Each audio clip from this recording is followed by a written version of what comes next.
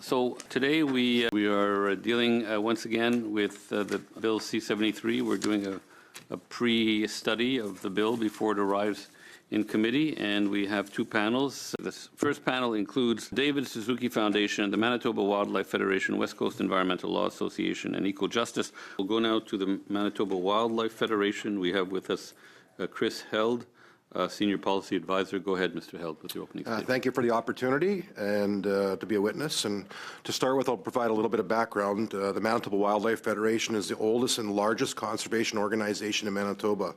We are over 80 years old and represent conservationists, hunters, anglers, and outdoor enthusiasts. Our members are from all walks of life and all ethnicities.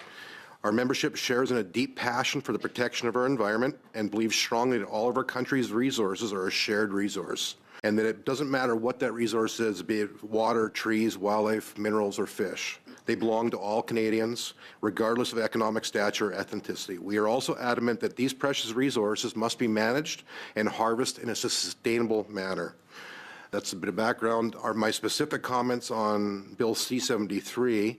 We feel strongly that the federal government is implementing a UN-driven environmental targets which were committed to without consultation with the provinces, landowners, resource users who manage and enjoy these public spaces. We believe this bill provides the minister with a blank check to implement changes without any further parliamentary oversight. We feel this bill uses words of symbolism that sound great on paper but fall short on details and are devoid of measurable outcomes. We feel this bill has the federal government overreaching into provincial jurisdiction. This bill talks about collaboration numerous times, but in fact it provides the federal minister with wide discretion to consult, or if he chooses not to, with the province, municipal governments, private landowners, and resource users, including hunters and anglers. This bill closely mirrors other federal government United Nations initiatives like the Indigenous Protected Areas and Ecological Corridors. It provides the authority for large-scale set-aside of public lands, our country's shared resources, and a delegation of control and management of access to Crown lands to unelected management authorities. Some Manitoba-specific examples of what I've just described are the federal government pushing the IPAs and ecological corridors without consultation with landowners, the provincial government, municipal governments, or grassroots organizations like ours.